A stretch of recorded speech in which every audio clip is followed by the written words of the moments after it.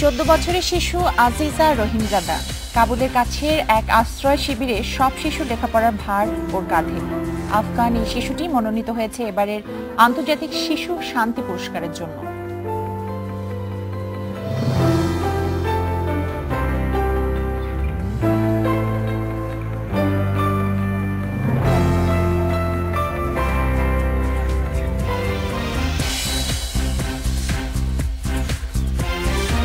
রাত 9টায় বাংলাদেশে আপনাদের স্বাগত জানাচ্ছি আমি খালেদ মহিউদ্দিন। সবশেষের খবর আলোচনা বিশ্লেষণ নিয়ে থাকছি আমি কাজী মহুয়া। খেলার মাঠের হার জিত এবং আনন্দ বেদনার খবর নিয়ে আছে আমি রুবাদ ইফতেখার। প্রথমেই জানিয়ে দিচ্ছি শিরোনাম। আইএস নাম দিয়ে অনলাইনে প্রচার এবং বিশিষ্টজনদের হুমকি দিচ্ছে জামায়াত, 2 কর্মী আটকের পর দাবি পুলিশের।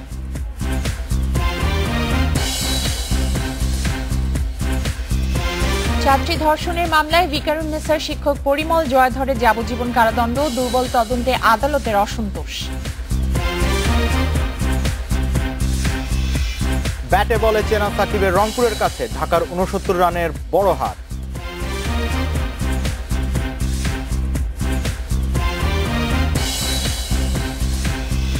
রাত 9টায় বাংলাদেশে আজ মতামত পাঠানোর বিষয়ে সরকারি ফেসবুক, বেসরকারি ফেসবুক মতামত পাঠাতে পারেন SMS অথবা ফেসবুকে। আপনাদের মতামত জানিয়ে দিচ্ছি সংবাদের পরের অংশে।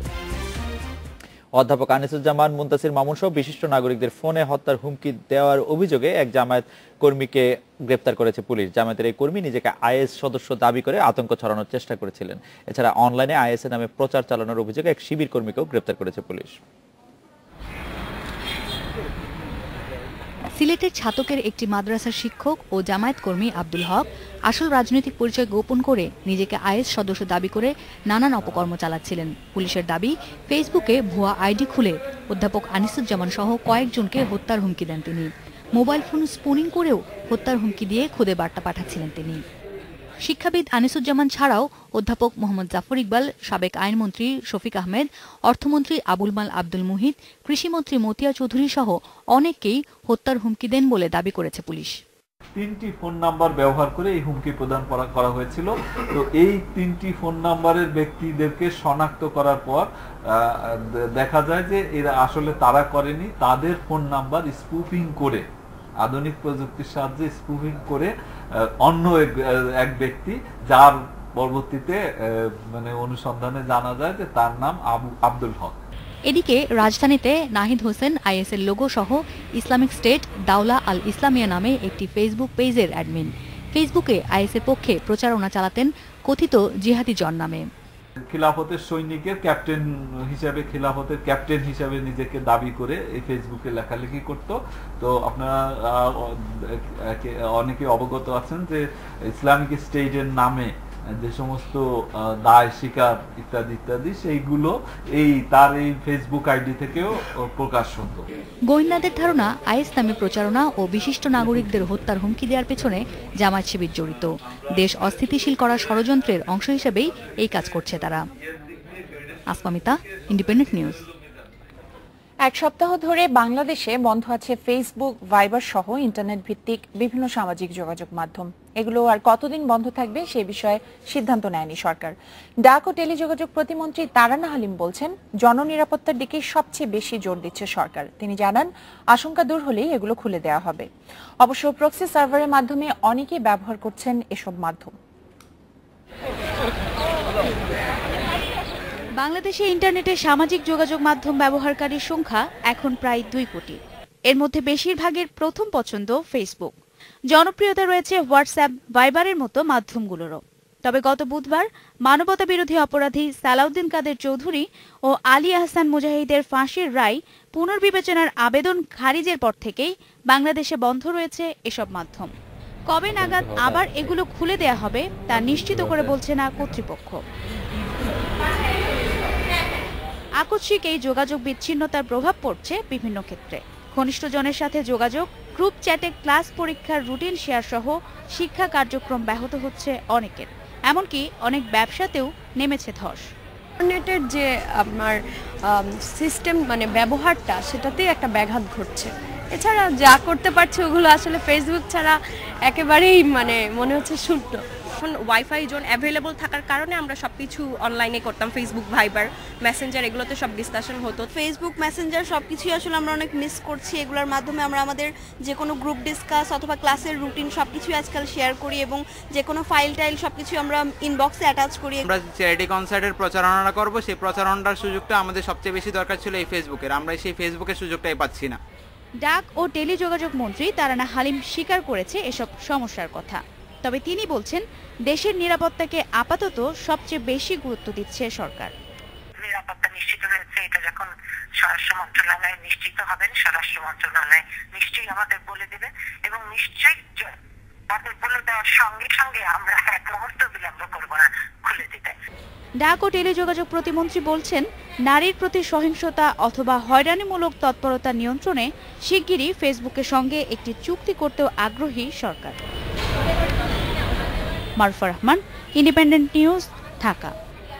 এদিকে নিজের ফেসবুক পেজ নিয়মিত আপডেট করছেন তথ্য যোগাযোগ প্রযুক্তি প্রতিমন্ত্রী জুনায়েদ আহমেদ পলক, তবে দেশের মানুষের জন্য ইন্টারনেট ভিত্তিক সামাজিক যোগাযোগ মাধ্যম আবার খুলে দিতে তিনিও আছেন স্বরাষ্ট্র মন্ত্রণালয়ের নির্দেশনার অপেক্ষায়। ঢাকা স্টক এক্সচেঞ্জের মোবাইল অ্যাপস ডিএসি ইনফো উদ্বোধন শেষে সাংবাদিকদের এই কথা জানান তিনি। প্রতিমন্ত্রী বলেন, রাষ্ট্রীয় স্বার্থে গোয়েন্দা সংস্থার তথ্যের ভিত্তিতে সামাজিক যোগাযোগ মাধ্যমের অ্যাপসগুলি বন্ধ রাখা হয়েছে, তবে স্বরাষ্ট্র মন্ত্রণালয় বললে যত দ্রুত সম্ভব আবার গ্রাহকেরা এসব ব্যবহার করতে পারবেন।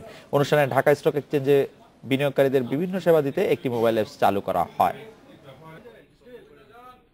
স্বরাষ্ট্রমন্ত্রী মহোদয় উনি এটার ব্যাপারে যখনই আর কি গোয়েন্দা সংস্থা এবং আইন শৃঙ্খলা রক্ষাকারী বাহিনী যারা আছে তাদের কাছ থেকে যখন আমরা আর কি তথ্যটা পাওয়া যাবে তখনই, তবে আমরা সবসময় এটা আমরা চাই যে সবাই যেন প্রযুক্তি সর্বোত্তম ব্যবহার করতে পারে। যখনই আমরা স্বরাষ্ট্র মন্ত্রণালয় থেকে এই ধরনের কোনো মানে সম্মতি পাবো তখনই এগুলো সবকিছু ওপেন করে দেওয়া হবে। খালেদ, মন্ত্রী মহোদয়ের কথা তো আমরা আসলে কয়েকদিন ধরে এটা শুনছি যে যখনই সময় হবে ওপেন করে দেওয়া হবে, কিন্তু আমরা যারা সাধারণ আমরা কিন্তু ব্যবহার করতে পারছি না। উনি ফেসবুকে নিয়মিত আপডেট দিচ্ছেন, এটা একটু দেখে কষ্টই লাগছিল আসলে।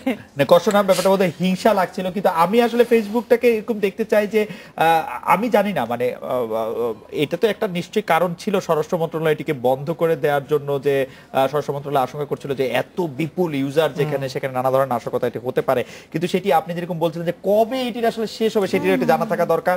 আর আমাদের সংবাদ কক্ষে আপনি জানেন যে এটি নিয়ে আসলে একটি জোর তর্ক চলছিল, যদি আমাদের সরকার থেকে বন্ধ করে রাখা হয় জিনিসটি সরকারের মন্ত্রীরা প্রতিমন্ত্রীরা তা আসলে ব্যবহার করতে পারেন কিনা, নিশ্চয়ই বেআইনি হবে না কিন্তু অনৈতিক হবে কিনা। আরেকটা দিকও আছে, আসলে বলা হচ্ছে যে নাশকতার আশঙ্কায় এই ভাইবার, হোয়াটসঅ্যাপ এবং ফেসবুক বন্ধ করে রাখা হচ্ছে। আমি আরো 4টি সফটওয়্যারের নাম বলছি যেগুলো খোলা, স্কাইপ, টুইটার, ইমো, ট্যাঙ্গো। ধরা হচ্ছে সাধারণ ব্যবহারকারীরা এগুলো ব্যবহার করে না, কিন্তু যারা জঙ্গি নাশকতা ঘটাতে চান তারা কিন্তু এগুলো ব্যবহার, তারা প্রযুক্তিগত দিক দিয়ে অনেক অ্যাডভান্সড, এটা আমরা এবং তারা রুবাই আসলে এইটা 2-3 রকমের তর্ক আছে আপনিও যদি খেয়াল করেন, যে একটা হচ্ছে যে হ্যাঁ তারা খুব আপগ্রেডেড ব্যবহারকারী সেটা হতে পারেন, কিন্তু তারা আসলে সামাজিক যোগাযোগ মাধ্যমগুলিকে ব্যবহার করেন আসলে বেশিরভাগ জনগণের কাছে পৌঁছানোর জন্য। তারা এটি ব্যবহার করেন, তাতে সরকার খুব বেশি বিচলিত নন, কিন্তু তারা যদি কোনো ভুল তথ্য, ভুল ছবি, ভুল কিছু দিয়ে বেশিরভাগ জনগণকে কোনো কিছুর জন্য আসলে পারসেপশন তৈরি করতে পারেন, তখন সেটি হয়ে যায় হচ্ছে ঝামেলা। সেজন্য এবং যেগুলো আসলে মোবাইল ফোনে বেশি ব্যবহার করা হয়। খালেদ, এই ব্যাপারে আরেকটা জিনিস আপনার দৃষ্টিতে আনতে চাই। আপনি কি ফেসবুক মিস করেন? না, আমি ফেসবুক ইউজার নই, সো আমি একেবারে মিস করি না, কিন্তু টেলিগ্রাফ নামে একটা অ্যাপের কথা কিন্তু সাম্প্রতিক সময় উঠেছে, যেটাতে আইসিস যেটা ব্যবহার করে নিজেদের মধ্যে যোগাযোগটা করছে। তো ইমো, ট্যাঙ্গো, স্কাইপ ব্যবহার করে কিন্তু জঙ্গিরা নিজেদের মধ্যে যোগাযোগটা অ্যাটলিস্ট মেইনটেইন করতে পারে। তো আমি জানি না সরকার এই ব্যাপারে কি ভাবছে। আমার মনে হয় যে যেটা খালেদ বলছিলেন আসলে, যে সাধারণ জনগণের কাছে বিষয়টা অন্যভাবে যেন না পৌঁছায়, সেজন্যই। যাই হোক, প্রযুক্তি সংক্রান্ত আরেকটি খবর আছে, জানিয়ে দিচ্ছি। তৃতীয় প্রজন্মের মোবাইল সেবা 3G নেটওয়ার্কের আওতায় এলো আঙ্গরপোতা দহগ্রাম। দুপুরে গণভবনে ভিডিও কনফারেন্সের মাধ্যমে এর উদ্বোধন করেছেন প্রধানমন্ত্রী শেখ হাসিনা। এই সেবা চালু হওয়ায় ওই এলাকার মানুষের জীবন মানের উন্নয়ন ঘটবে বলে আশাবাদী প্রধানমন্ত্রী। বিলুপ্ত ছিটমহল দাসিয়ার ছড়ায় বিদ্যুৎ সংযোগের 1 মাস 10 দিনের মাথায় দহগ্রাম আঙ্গরপোতা আসলো 3Gর আওতায়। ইন্টারনেট ব্যবহার করে শিক্ষা, স্বাস্থ্য, কৃষি বিষয়ে নানা তথ্য ও সেবা পাওয়া এখন অনেক সহজ হবে ওই এলাকার 50,000 মানুষের। প্রধানমন্ত্রী বলেন, সরকার প্রত্যন্ত অঞ্চলের মানুষের উন্নয়নে কাজ করছে। ইন্টারনেট সেবার গতি বাড়ানোর কথাও বলেন শেখ হাসিনা। যত বেশি ব্যবহার হচ্ছে, চাহিদাও বৃদ্ধি পাচ্ছে, আর সেই সাথে সাথে এটার গতিটা বৃদ্ধি করা দরকার। ইতিমধ্যে বঙ্গবন্ধু স্যাটেলাইট নির্মাণের এটা চুক্তিও হয়ে গেছে, ইনশাল্লাহ সেটাও হয়ে যাবে। সেই সাথে সাথে সাবমেরিন কেবল, ব্রডব্যান্ড ইত্যাদি যা যা টেকনিক্যাল যা লাগে সেগুলি আরও উচ্চ ক্ষমতা সম্পন্ন করা এবং মানুষকে সেবাটা আরও ভালোভাবে দেওয়া, তার জন্য আমাদের সরকার সবসময় সকল পদক্ষেপ নিচ্ছে। প্রধানমন্ত্রী জানান, দেশের ৮,০০০ পোস্ট অফিসের মধ্যে ৩৫০০ পোস্ট অফিসকে ডিজিটাল সেন্টার করা হয়েছে। বাকিগুলোর কাজও শেষ হবে দ্রুত। মানুষ যাতে ঘরে বসে সব ধরনের সুযোগ পায়, আমরা প্রত্যেকটা উপজেলা স্বাস্থ্য কেন্দ্রে ওয়েব ক্যামেরা দিয়ে দিয়েছি। বঙ্গবন্ধু মেডিকেল বিশ্ববিদ্যালয়ের সঙ্গে লাইন আছে, বিশেষায়িত চিকিৎসা তারা এখন অনলাইনে পেতে পারেন, সেই ব্যবস্থা আমরা করেছি। মোবাইল ফোনের মাধ্যমে গ্রামের মানুষ চিকিৎসা সেবা পাচ্ছে। উত্তরবঙ্গের উন্নয়ন তুলে ধরে প্রধানমন্ত্রী বলেন, কুড়িগ্রাম লালমনিরহাটে মঙ্গা দূর করে এই অঞ্চলকে খাদ্যে উদ্বৃত্ত এলাকায় পরিণত করেছে আওয়ামী লীগ সরকার। এই এলাকাকে সমৃদ্ধ করবে তার দল। অনিমেষ কর, ইন্ডিপেন্ডেন্ট নিউজ, ঢাকা। পৌরসভা নির্বাচন সহ দেশের সার্বিক পরিস্থিতি আলোচনা করতে বিএনপির স্থায়ী কমিটির সদস্য সহ সিনিয়র নেতাদের বৈঠকে ডেকেছেন দলটির চেয়ারপারসন বেগম খালেদা জিয়া। এ নিয়ে জানতে গুলশান বিএনপি চেয়ারপারসনের কার্যালয়ের সামনে সহকর্মী জাহানারা পারভিনের কাছ থেকে জানতে চাইব যে পারভিন, বৈঠকটি শুরু হয়েছে কিনা? কাকবাদ কিছুক্ষণ আগে বৈঠকটি শুরু হয়েছে। বৈঠকে উপস্থিত আছেন দলের স্থায়ী কমিটির সদস্যরা এবং পাশাপাশি ভাইস চেয়ারম্যান এবং উপদেষ্টাদেরও বেগম জিয়া ডেকেছেন। আজকে মূলত একটি বিষয় নিয়েই প্রধানত আলোচনা হবে, সেটি হচ্ছে পৌরসভার আসন্ন পৌরসভা নির্বাচন। পারভিন, আমি ভালো শুনতে পাই নাই, বেগম জিয়া কি বৈঠকটি শুরু করেছেন? কাকবাদ বেগম জিয়া বৈঠক শুরু করেছেন, বৈঠক চলছে দলের সিনিয়র নেতাদের সঙ্গে। তিনি আজকে মূলত পরামর্শ করতে বসেছেন যে আসন্ন যে পৌরসভা নির্বাচন, সেই পৌরসভা নির্বাচনে বিএনপি যাবে কিনা সে বিষয়ে সিদ্ধান্ত নেওয়ার জন্যই আজকের বৈঠক। এবং আমরা যতদূর জানতে পেরেছি একটি ইতিবাচক নির্বাচনে যাওয়ার জন্য একটি ইতিবাচক সিদ্ধান্ত নিতে যাচ্ছে বিএনপি, এমনটাই আমরা নেতাদের কাছ থেকে আভাস পেয়েছি। এবং বৈঠক শেষে একটি ঘোষণা দেয়া হতে পারে দলের পক্ষ থেকে যে আসন্ন পৌর নির্বাচনে বিএনপি অংশ নিচ্ছে।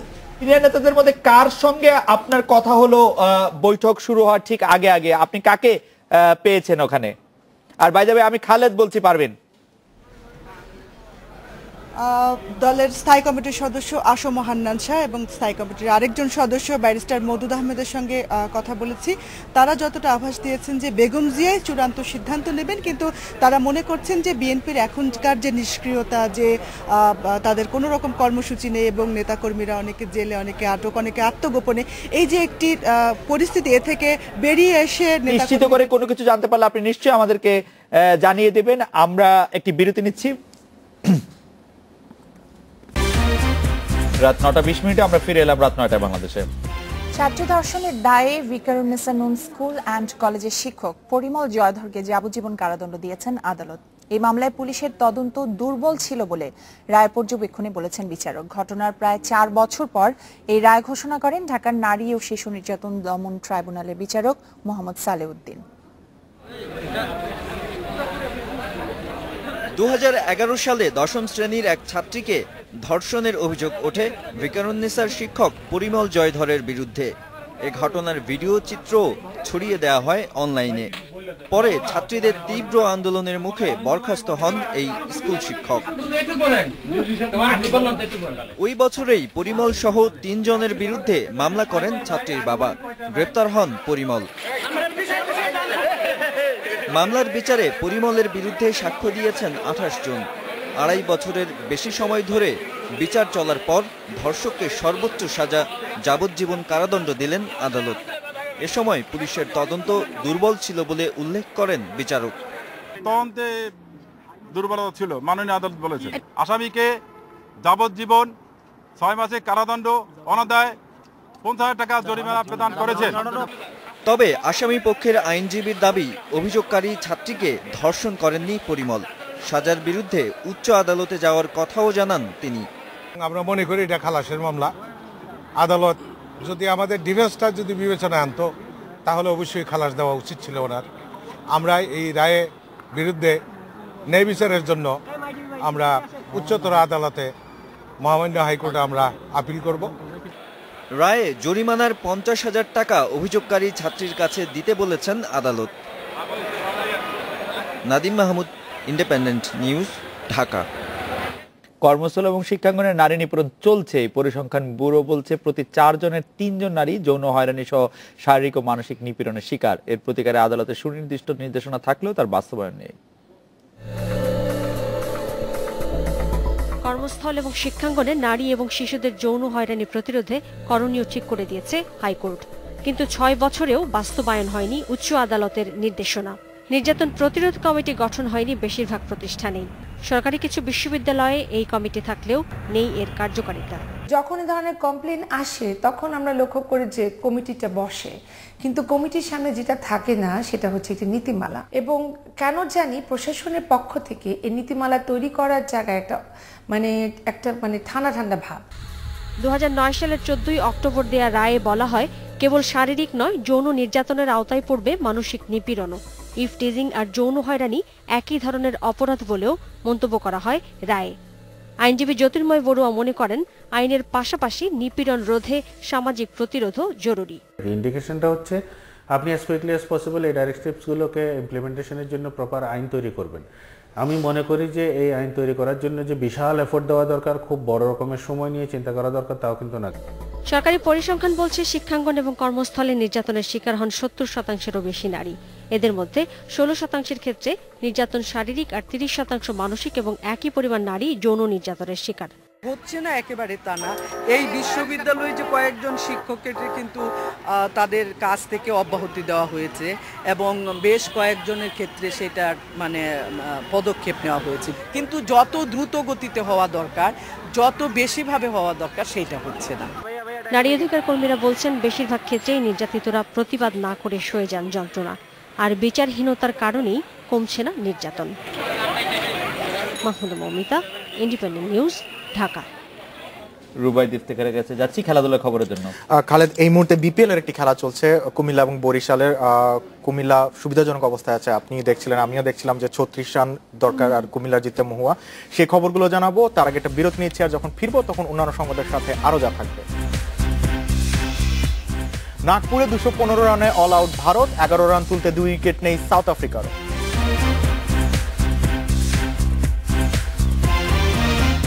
কোচ বদল নিয়ে মিশ্র প্রতিক্রিয়া সাবেকদের, সাফল্যের জন্য সময় দেওয়ার পরামর্শ।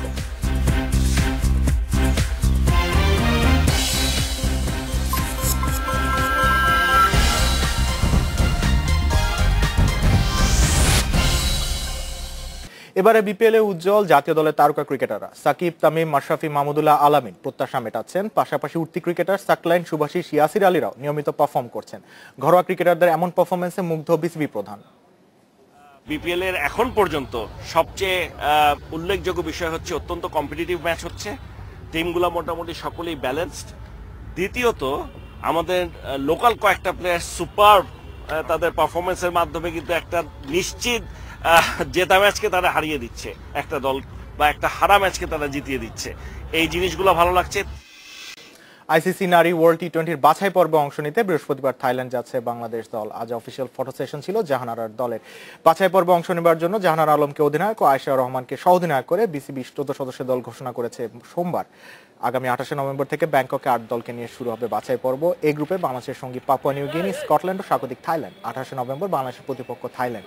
29 নভেম্বর ও 1 ডিসেম্বর স্কটল্যান্ড ও পাপুয়া নিউ গিনির বিপক্ষে মাঠে নামবে বাংলাদেশ নারী দল। 2 ফাইনালিস্ট সরাসরি ভারতের ওয়ার্ল্ড টি20-তে খেলার সুযোগ পাবে।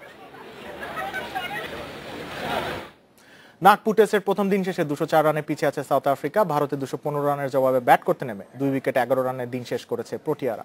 সকালে টস জিতে ব্যাট করতে নেমে বিপর্যয়ে পড়ে স্বাগতিক দল। সর্বোচ্চ 40 রান আসে ওপেনার মুরালি বিজয়ের ব্যাট থেকে।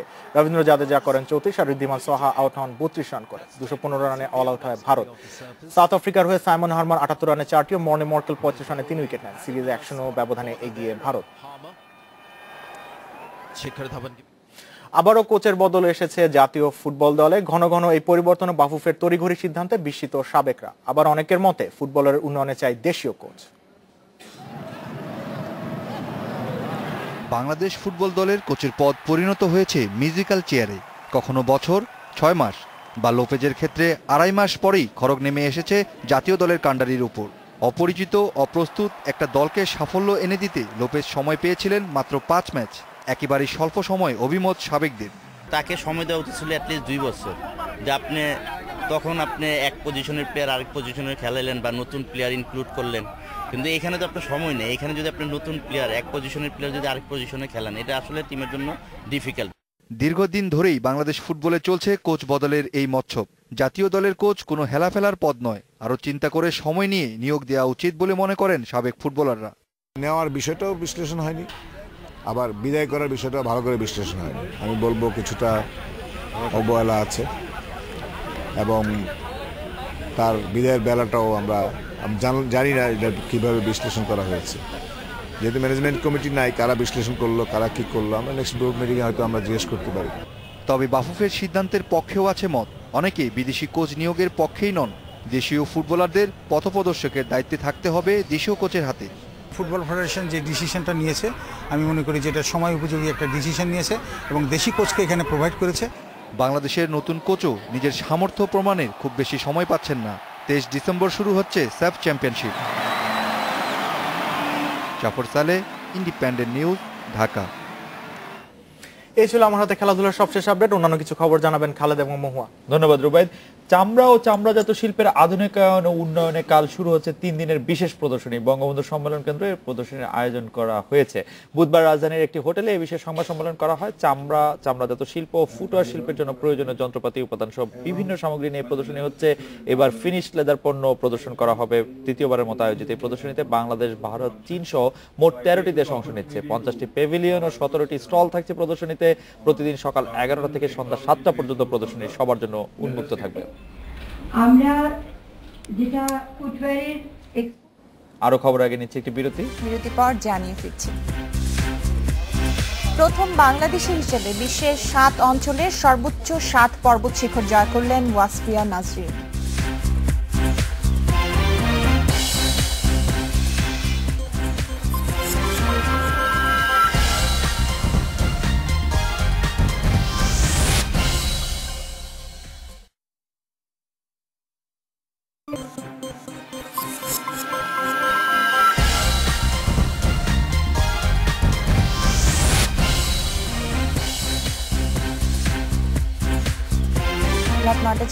আমরা ফিরে এলাম। বিশ্বের 7 অঞ্চলে সর্বোচ্চ 7টি পর্বত এখন ওয়াসফিয়া নাজরীনের পদানত।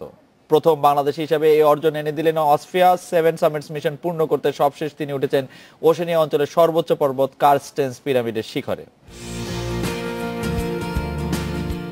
বাংলাদেশ অন 7 সামিটস ফাউন্ডেশন জানাচ্ছে 18 নভেম্বর সকাল 10:19 ওশেনিয়া অঞ্চলের সর্বোচ্চ শৃঙ্গ কারস্তেনস পিরামিডে পৌঁছান ওয়াসফিয়া নাজরীন। ইন্দোনেশিয়া 4884 মিটার উঁচু এই শৃঙ্গ জয়ে তার সঙ্গে ছিলেন ইন্দোনেশিয়ান বন্ধু জোশুয়া নোয়া। 2011 সালে 7 সামিটস মিশন শুরু করেন তিনি। পরের বছরই দ্বিতীয় বাংলাদেশি নারী হিসেবে জয় করেন এভারেস্ট। এরপর একে একে জয় করেন আফ্রিকার কিলিমাঞ্জারো, দক্ষিণ আমেরিকার আকানকাগুয়া, অ্যান্টার্কটিকার ভিনসন ম্যাসিভ, ইউরোপের মাউন্ট এলব্রুস এবং উত্তর আমেরিকার ডেনালি চূড়া। কারস্তেনস জয়ের মধ্য দিয়ে শেষ হল ওয়াসফিয়ার সর্বোচ্চ 7 শৃঙ্গ জয়ের অভিযান। স্বাধীনতার 40 বছর উদযাপনে শুরু হয় এই মিশন। 71-এর চেতনা সমুন্নত রাখা ও মুক্তিযুদ্ধে শহীদদের উদ্দেশ্যে এ অভিযান উৎসর্গ করেছেন ওয়াসফিয়া।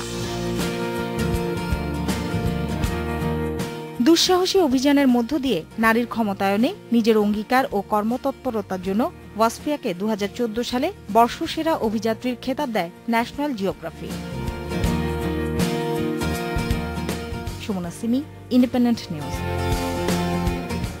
দর্শক, আপনাদের মতামত জানতে চেয়েছিলাম সরকারি ফেসবুক, বেসরকারি ফেসবুক এ বিষয়ে অনেক মতামত এসেছে। মনিরুল ইসলাম বলছেন সরকারি উচিত ফেসবুক, ভাইবার এসব বন্ধ না করে যেসব পেজ বা গ্রুপ দিয়ে নাশকতা হতে পারে সেগুলো বন্ধ করা। এর জন্য একজনের জন্য অন্য দর্শন কেন বঞ্চিত হবে? আনিকা রহমান বলছেন ফেসবুক জনগণের জন্য বন্ধ, তবে সরকারের ভেরিফাইড পেজ কিন্তু চালুই আছে, যেটা আমরা একটু আগেও কথা বলছিলাম।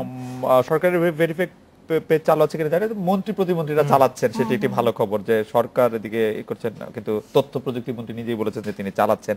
এহতেশামুল হক বলছেন সরকার ব্যর্থ হয়েছে এবং অনেক শীর্ষ ব্যক্তি মন্ত্রীরাই বিকল্প মন্ত্রীরাই বিকল্প পদ্ধতিতে ফেসবুক ব্যবহার করছেন। বাঁধন সরকার কি আসলেই ফেসবুক বন্ধ করতে পেরেছে? রুবাইদা আপনিও নিশ্চয়ই আমার কাছে আছে একটা ইন্টারেস্টিং দেখছি আমি যে ফেসবুক বন্ধ আছে বলে আমরা এখন পড়াশোনায় ভালো করে মন বসাতে পারছি আর গিন্নিরা সংসারী হচ্ছে। মহুয়া এবং খালেদ কি বলবেন আমি জানি না।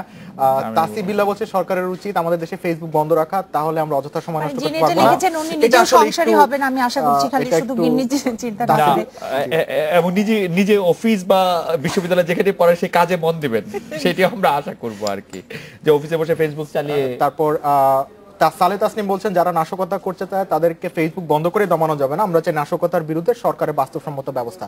আমার মনে হয় আসলে এটা দিয়েই কিন্তু পুরো যে অভিযানটা সেটার একটা সামারাইজ করা যায় খালেদ, যে আসলে যে সরকারের বাস্তবসম্মত একটা ব্যবস্থা থাকতে হবে, যে ফেসবুক বন্ধ করে যে এটা কি সম্ভব না। আমি এটা কাজী মহুয়ার কাছে জানতে চাইবো যে বাস্তবসম্মত ব্যবস্থাটা আসলে কি, যদি কেউ আসলে নাশকতা করতে চায় সামাজিক গণমাধ্যমের যে বড় নেটটাকে ব্যবহার করে, সে আসলে মানে সরকার কি করতে পারে আমি জানি না। তবে আমি আপনার কথাতেই ফিরতে চাই, আপনি কিছুক্ষণ আগে বলেছিলেন যে কারণে হয়তো সরকার বন্ধ করেছে, যে মিসকনসেপশন পারসেপশন তৈরি যেন নেগেটিভ ভাবে না হয়, সেটার জন্য যদি করে থাকে তাহলে মোস্ট ওয়েলকাম। আমরা আসলে অল্পতেই আমরা অনেক কিছুই ভুল বুঝি, আমরা বিভিন্ন সময় যুদ্ধাপরাধীদের বিচারের সময় দেখেছি, সাইদির রায়ের সময় আমরা দেখেছি এই ধরনের অনেক। এবং আপনি যখন এই কথা বলছিলেন তখন আমার আরেকটা ভয়াবহ কথা মনে হলো, যে ধরেন এই ফেসবুক ব্যবহার করে যে কতটা কনসেপশনকে আসলে ইয়ে করা যায়। আমরা রামুর ঘটনাটা ফেসবুকে একটি পোস্টকে কেন্দ্র করে, যে যে পোস্টে আসলে দেওয়া হয়নি, শুধু গুজব ছড়ানো হয়েছে যে এরকম একটা ফেসবুক এটা করতে পারে। সুতরাং মানে কনসেপশনের ক্ষেত্রে আসলে সামাজিক গণমাধ্যম হিসেবে ফেসবুকের অনেক বড় করতে হবে। কিছুদিন ফেসবুক ব্যবহারের আগের সময়গুলো একটু যারা ব্যবহার করতে পারছি না সেটা একটু উপভোগ করে আসতে পারি মনে হয়। তবে আমার ধারণা যে ফেসবুক বা যাই কিছু সরকার বন্ধ করে তাই তাড়াতাড়ি খুলে দেওয়া দরকার। যাদের পড়ালেখা ফেসবুকের কারণে ধ্বংস, আমি মনে করি তাদের পড়ালেখা ফেসবুকের কারণে ধ্বংস হচ্ছে, যাদের সংসার ফেসবুকের কারণে ধ্বংস, তাদের সংসার ধ্বংস এমনিই হতো, এটা আরেকটা এক্সকিউজ আর কি, এর জন্য কোনো কিছু বন্ধ রাখার আর কোনো মানা হয় না। যাই হোক, আপনাদের মতামতের জন্য অনেক ধন্যবাদ। আন্তর্জাতিক শিশু শান্তি পুরস্কারের জন্য মনোনীত হয়েছে আফগান শিশু আজিজা রহিমজাদা। নেদারল্যান্ডস ভিত্তিক সংস্থা কিডস রাইটস ফাউন্ডেশনের উদ্যোগে 2005 সাল থেকে দেওয়া হচ্ছে এই পুরস্কার। দরিদ্র ও অসহায় শিশুদের উন্নয়নে কাজের জন্য দেওয়া হয় এই পুরস্কার। যুদ্ধবিধ্বস্ত একটি দেশে 10 বছর ধরে অস্থায়ী ক্যাম্পে থাকা ছোট্ট মেয়েটি এত শক্তি কোথায় পেল কে জানে। নিজে পড়াশোনার পাশাপাশি ক্যাম্পের আরও 170টি পরিবারের ছেলে মেয়েকে লেখাপড়া করানোর দায়িত্ব কাঁধে তুলে নিয়েছে মাত্র 14 বছর বয়সেই। কাবুল সীমান্তের কাছে কার্তা এলাকার এই ক্যাম্পটিতে 4 বছর ধরে এই কাজ করছে সে। এমনকি স্কুলে পড়াশোনার জন্য যে পরিচয়পত্র দরকার হয়, শিক্ষা অধিদপ্তরের সঙ্গে যোগাযোগ করে এসব ছেলে মেয়ের জন্য ওই পরিচয়পত্রের ব্যবস্থাও করেছে আজিজা।